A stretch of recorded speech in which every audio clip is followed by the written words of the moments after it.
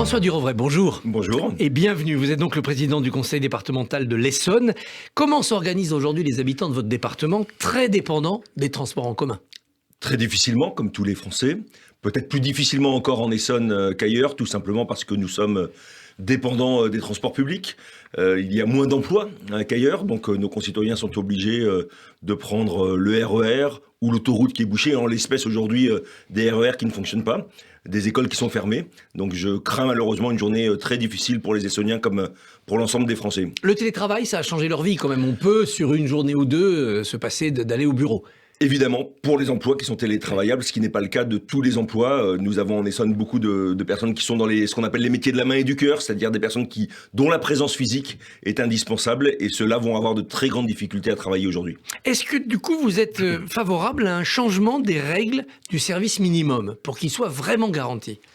Oui, il y a déjà eu des efforts qui ont été faits, des étapes notamment sous Nicolas Sarkozy, mais aujourd'hui, il y a à la fois garantir un meilleur service minimum et surtout avoir une prévention. Vous savez que les syndicats ont jusqu'à 36 heures, je crois, pour présenter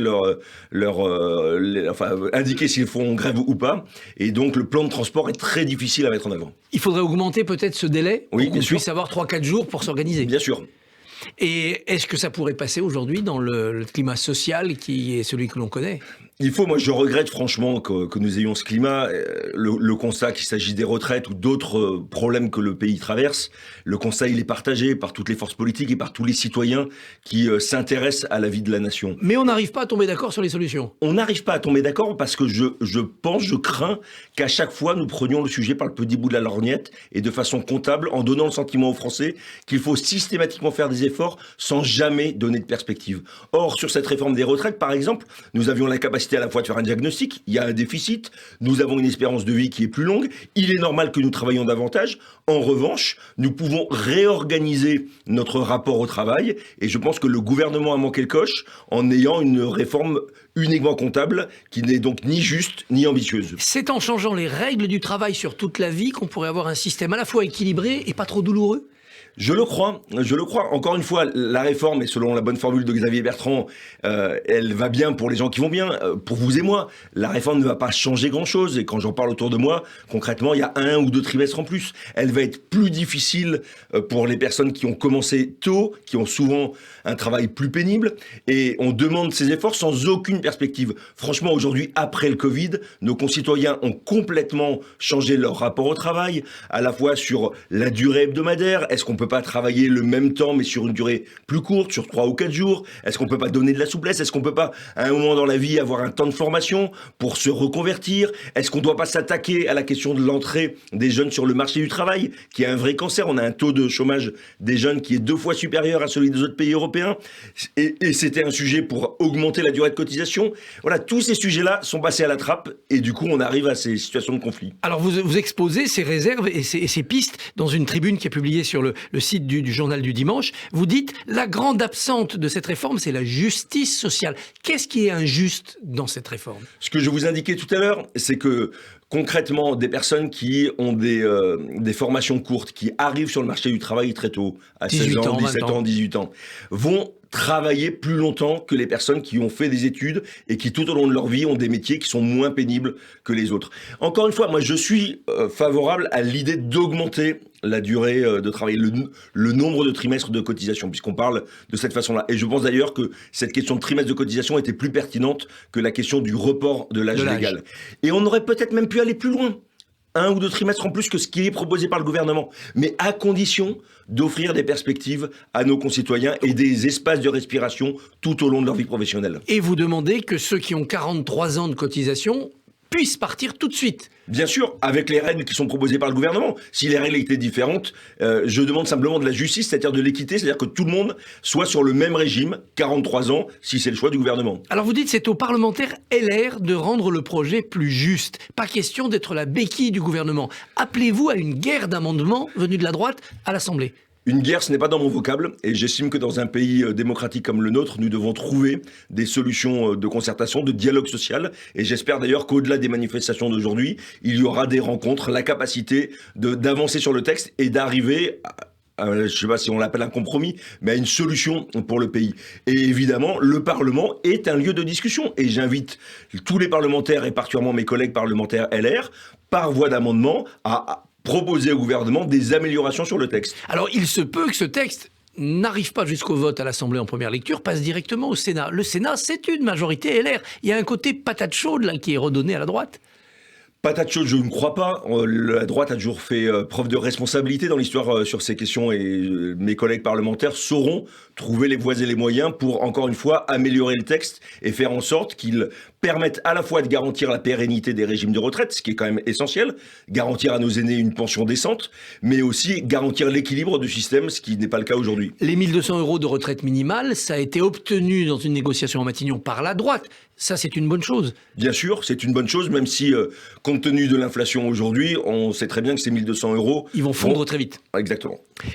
La clause du grand-père pour les régimes spéciaux, c'est-à-dire ceux qui en ont les gardent, ceux qui vont rentrer dans ces métiers ne l'auront pas. C'est une bonne manière d'éteindre ces régimes spéciaux ?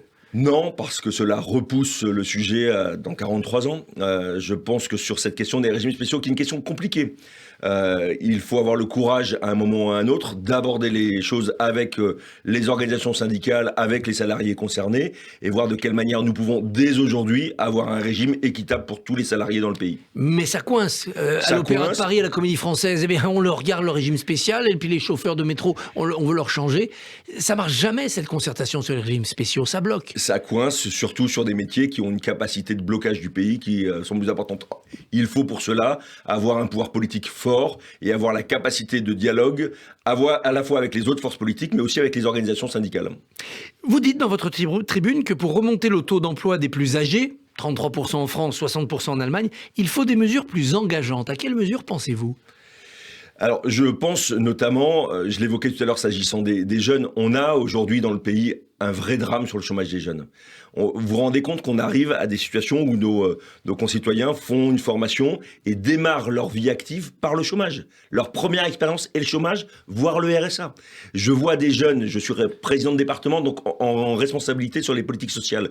Je vois des jeunes qui sont broyés parce qu'ils ont été amenés par le système éducatif dans une voie qu'ils ne souhaitaient pas. Il faut qu'on retravaille sur l'orientation, il faut qu'on voit des filières qui peuvent être plus courtes, plus professionnalisantes. La question du 80%... vous le dites, c'est un totem, 80% d'une génération bac. Vous pensez qu'il faut renoncer à cela ? Je pense qu'il faut se poser la question. Jean-Pierre Chevènement avait posé ce totem, quand vous l'évoquiez, de 80% d'âge au bac. Ce qui compte, c'est d'avoir des gens qui sont heureux dans leur vie professionnelle. Quand vous lisez les témoignages des chefs d'entreprise dans l'excellent livre de Nicolas Dufour sur la désindustrialisation de la France, vous vous rendez compte qu'on amène des jeunes à un niveau de formation supérieur à ce qu'ils souhaitaient au départ, qui commencent du coup dans des emplois qui ne correspondent pas à leur formation et qui n'ont pas la capacité de progression. Il faut que l'entreprise joue son rôle tout au long de la vie professionnelle. On peut commencer ouvrier, être ensuite chef d'équipe et pourquoi pas patron ou cadre au cours de sa vie professionnelle. Et c'est ce parcours ascendant qu'on doit retrouver. L'apprentissage est en progrès en France depuis quelques années maintenant. Pour les formations longues, principalement. C'est une bonne chose ou c'est une impasse ?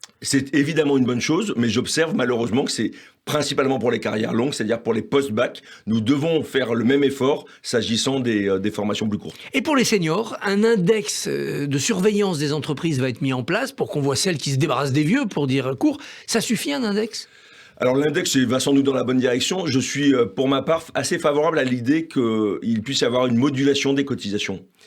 Que ce soit neutre pour les entreprises tout au long de la vie professionnelle, mais qu'en revanche, il y ait une baisse des cotisations pour les entreprises qui gardent leurs employés seniors, et en revanche, une surcote pour celles qui ne les conservent pas. Ça va suffire ou on a un problème d'adéquation des seniors à la vie moderne et aux exigences de la performance moderne dans l'entreprise ? C'est là où on doit donner de la souplesse. Franchement, la vie professionnelle ne sera plus aussi linéaire qu'elle a été par le passé. On doit pouvoir, par exemple, arrêter progressivement sa vie professionnelle, transmettre son savoir à des jeunes qui sont accueillis dans l'entreprise. Ces passerelles, d'ailleurs, c'est une proposition du candidat François Hollande qui malheureusement n'a pas été mise en œuvre. C'était une des rares bonnes propositions qu'il avait faites. Il faut qu'on soit capable franchement, de se poser sur un désir de vie professionnelle. Et aujourd'hui, il n'y a pas cette question-là qui est abordée dans le cadre de la réforme des retraites. Alors, on le disait, vous développez le mouvement Nous France pour Xavier Bertrand. Alors, est-ce que c'est un mouvement qui est à côté de LR, dans LR, un pied dehors, un pied dedans ? À la fois dans LR, puisqu'il y a beaucoup de ses membres qui sont également membres des Républicains, mais il n'y a pas d'obligation à être à LR pour appartenir à Nous France. Vous vous constituez En vue de 2027, c'est une écurie présidentielle, nous, France, ou c'est un think tank, comme on dit maintenant? Franchement, vous pensez que le pays, dans l'état où il se trouve aujourd'hui, les Français, dans la situation où ils se trouvent, pensent à 2027? Je crois pas. En revanche, il y a clairement, et notamment à droite, une responsabilité particulière. Cela fait 15 ans que nous ne sommes plus au pouvoir. Nous avons abandonné le terrain des idées depuis, pour ma part, je pense, depuis la création de l'UMP en 2002, et que si nous voulons reconquérir le pouvoir, nous devons absolument travailler sur les idées, ce qui n'a pas été fait au cours des années précédentes, et nous avons cette responsabilité, parce que si nous ne le faisons pas, c'est Marine Le Pen ou l'extrême droite qui arrivera au pouvoir en 2027. Et pour reconquérir ce pouvoir, la droite doit impérativement être une droite sociale? Historiquement, la droite a été sur trois béquilles, les fameuses trois droites de René Raymond, sans aller dans le détail. Bonapartiste, légitimiste, orléaniste. Exactement. Et clairement, il faut que ces différentes droites continuent à vivre ensemble, mais aient cette capacité d'expression. Xavier Bertrand porte le projet d'une droite populaire, sociale, qui est utile au pays. On voit bien que cette droite-là, cette droite attentive au social, chez les élus locaux, elle existe. Oui. Mais dès qu'on arrive dans des circonstances et des élections nationales, par exemple les européennes ou la présidentielle, c'est l'identitaire qui prend le dessus. C'est la droite de droite, si j'ose dire. D'abord, je crois que ça dépend des territoires et que notre pays est très varié et que la situation n'est pas la même en Bretagne que dans le Sud-Est. Je pense ensuite que la droite doit absolument reconquérir les questions économiques et sociales. Il faut que nous ayons la capacité de porter un projet, d'avoir un récit pour le pays qui conjugue à la fois le progrès social et le destin individuel, mais également la volonté de puissance, parce qu'on sait très bien que si le pays ne crée pas de richesse, qui est un sujet totalement absent dans le débat public aujourd'hui, si le pays ne crée pas de richesse, nous allons décliner, et ce qui se passe aujourd'hui, c'est que nos concitoyens ressentent dans leur chair le déclassement du pays. Et il faut qu'on soit capable de porter cette ambition pour la France et pour les Français. Par rapport au territoire, Emmanuel Macron avait promis un nouveau dialogue avec les élus locaux, une nouvelle décentralisation. Vous la sentez venir? Il a promis.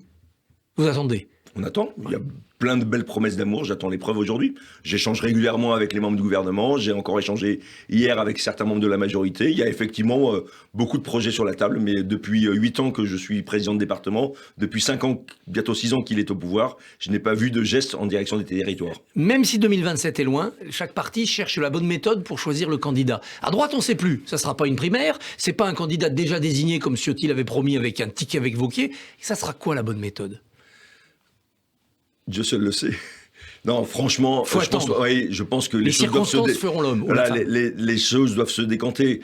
Clairement, il faut une incarnation au-delà du projet. Cette incarnation, elle vient des profondeurs du pays et ce sera aux Français, au travers des instituts de sondage qui les sondent régulièrement, de déterminer celui ou celle qui sera le plus en capacité de porter nos couleurs. François Durovray, merci, bonne journée. Merci à vous. Merci beaucoup Christophe Barbier. Demain 7h45, votre invité sera Bernard Vivier, directeur de l'Institut supérieur du travail. Radio J.